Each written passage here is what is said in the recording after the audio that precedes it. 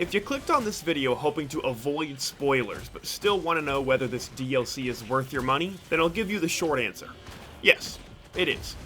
Now get out of here and go play it. But for those who want a more detailed breakdown of which pieces are good and which pieces are bad so you can decide if it's worth it for you, stick around, because I am going to quickly go through each aspect of the DLC and give you my unbiased opinion as someone with 1500 hours in Risk of Rain 2 while playing all the previous DLCs. I will be going through the following aspects and then giving you a final grade out of 100 on how good this DLC is. I'll also have timestamps if you want to skip sections you don't want spoiled. The sections are survivors, items, enemies, stages, the new elite type, drones, the new artifact, bosses, the new secret boss, and overall fun factor and other stuff. Let's start with the big one, the survivors. Operator and Drifter are a hit. Operator is immediately a top 3 survivor for me, and Drifter, not really being my preferred playstyle of a melee brawler, is still probably in my top half of survivors. I've played about 5 or 6 runs with each of them and have used their ult abilities, and with the right combo of skills, both are extremely fun. Operator is super squishy, but super mobile, and with this DLC and especially Operator, they made drones really nice to see in a run. Drifter is much more beefy and satisfying to use, and her ult abilities are really interesting. I feel like she could be absolutely broken if used to her maximum potential, because her ult special essentially works as a scrapper all the time, and you can re-roll what appears in a printer. You can see how that would be kinda nuts. The junk cube is also really fun to dribble on an enemy's head. I think Operator and Drifter are the best set of DLC survivors we have seen so far. The new items are tricky to talk about in detail because you really have to use them a lot to understand their impact, and I won't sit here and pretend like I could make a good tier list yet. But I think the items are solid, and I will be making a tier list soon. I'm also not going to go over every item, because that's not what you're here for, but there are a few to point out. The white items seem relatively weak from what I've seen so far, but the green items seem really solid. Faraday Spurs being a new green movement speed item, and Box of Dynamite giving your drones the ability to drop dynamite on enemies is great. The reds also seem pretty solid and balanced, with the Orphaned Core being a fun new ally which you can pet. The yellow items seem solid, but again I haven't had too much experience with these, but adding an item that gives you 2 equipment slots on any survivor is really cool. The lunar I haven't touched, I'm sorry, I got nothing for you. And then we have the new item rarity that I will talk about later.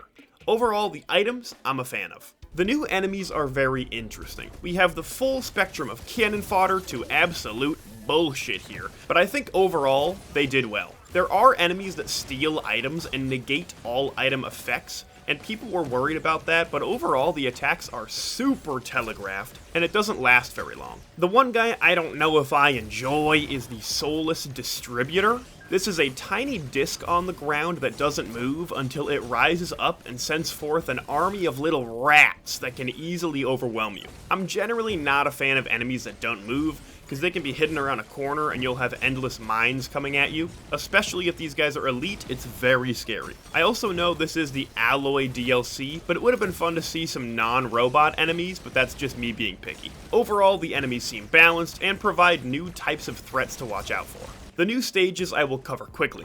I really like them across the board. My only complaint is that some of them could be brighter, especially Conduit Canyon and the secret final boss map. The reason I love Titanic Plains so much is because it's so bright and easy to see, but that's a small complaint. The maps are not a pain to traverse and are super pretty, other than this nonsense.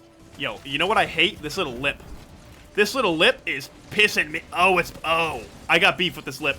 I got generational beef with that little lip. As for the new elite type, it gets a meh from me. These elites have a shield that blocks all damage unless you go inside the shield, and it would be fun if you had to break the shield to do damage or go inside, but it just kinda nerfs all ranged characters like Railgunner, especially since you have to fight them to get to the new boss.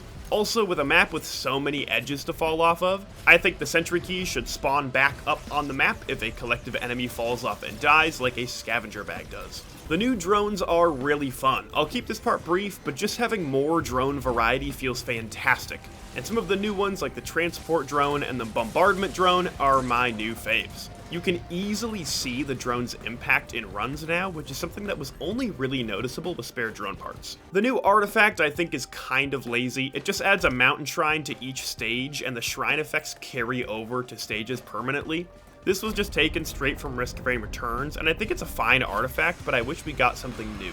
But as far as the DLC is concerned, it's a pretty small gripe. The new teleporter bosses are solid. The Soulless Amalgamator fits right in as a teleporter boss, and the new Alloy Hunter is fantastic. When it first hit me with the Laser of Doom that removes all item effects and then kills you into oblivion, I worried we had another False Sun Arena laser issue. Nah, tell me we don't have a false sun thing with the tracking Laser of Doom immediately. They didn't do it again, did they? But there is plenty of cover, and the attack is super telegraphed. Combined with its other attacks, I actually think the Alloy Hunter is my new favorite boss in the game. My only complaint is it's very difficult with a melee survivor, because the only time it goes near the ground is to do the Laser of Doom attack, and you do not want to be near it when that happens. Which means fighting it with Drifter, for example, is very hard without a shuriken or something. The new final boss is really cool too, though I do have complaints. Mithrix is so fun because he's agile and it feels like an anime fight scene dashing around each other. This fight feels more like a better balanced Voidling fight. It's much better than Voidling, but a lot of it is just hammering away at the same drone part on its face until it breaks. But the giant pulse and grid attacks are fun to dodge and keeps me engaged. The final phase with all the fire without movement speed is a little annoying because the safe zones are pretty sparse, so if you're not ready with one in mind, you just die. But maybe it'll be easier as I fight him more. Again, these are pretty early impressions. The new secret final boss is interesting. I have a mixed bag of really good and some bad. I've only fought this guy 2 or 3 times, so take what I say with a grain of salt, and put your opinions on this fight in the comments below. Let's start with the negative. It's mad dark. And I get why, I just want it brighter. I also think the design of the boss itself is cool, but it makes the hitbox kind of wonky. It's hard to tell which parts I'm actually able to hit, especially when it changes forms and teleports around so goddamn fast. The other big thing that I dislike are the small blue tracking attacks. I usually don't mind tracking attacks like Grove Tender Wisps or Children Nukes, but that's because they are slow.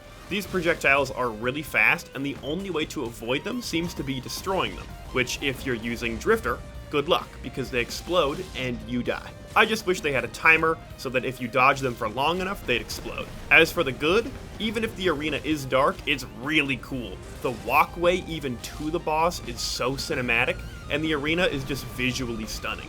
I also love that this fight feels more like Mithrix, with that fast pace back and forth. I also love how the stage evaporates as he destroys blocks that you have to avoid, but he doesn't attack you during it. Same way Mithrix doesn't attack during Pizza, so you have to shift your focus for a bit. Also, the phase changes are really dope, and moving to the next floor is a fun way to change the map a bit. Overall, I like this fight, and most of my issues may just be a skill issue, but let me know what you think. Finally, all the other really fun stuff, like the new item rarity, temp items, the alloyed bazaar, and multiplayer deaths. The new item crafting system is absolutely electric, and I'm a huge fan. All the crafting recipes make logical sense, and it's a great way to reward the player after killing the Soulless Wing. The actual Bazaar stage itself is easily the prettiest map in Risk of Rain 2. So thank you to whoever designed that. Plus, the fast travel rails are a really fun addition to the game. The new item rarity itself I can't speak on much because I haven't used the actual items, but I like that you can upgrade Bison Steak, so that's a win. Temp items being added is a fun addition from Risk of Rain Returns, and most of the time it's not going to affect a run too much, but it can make for some really great comeback moments in tough runs. And for some fun tech like temporary rusted keys unlocking lockboxes into permanent items. Finally, and maybe the single best addition they added to the DLC that I haven't heard anyone talk about yet is the multiplayer respawn. It's a setting that you can choose to have on or not, but if you die in a multiplayer run, you can use the party's gold to buy yourself back as a drone. And the better the drone, the more money it costs. And man, is there nothing better than spawning in as a TC-280 and ruining the guy that killed you. 10 out of 10. So finally, after my full in-depth review of Alloyed Collective, what does it score out of 100? Well, I, Trento Mento, can confidently say that Alloyed Collective scores a 91 out of 100. With only a few dings to its score, Gearbox genuinely put in the effort and made, I think, the best DLC so far. They got community feedback, they had content creators playtest, and didn't ask me, but I will be holding a grudge, and even hired some of the modding scene to help craft a fantastic DLC. So Gearbox, thank you for the work you put in. Now all we need is crossplay, please. Thank you, goodbye.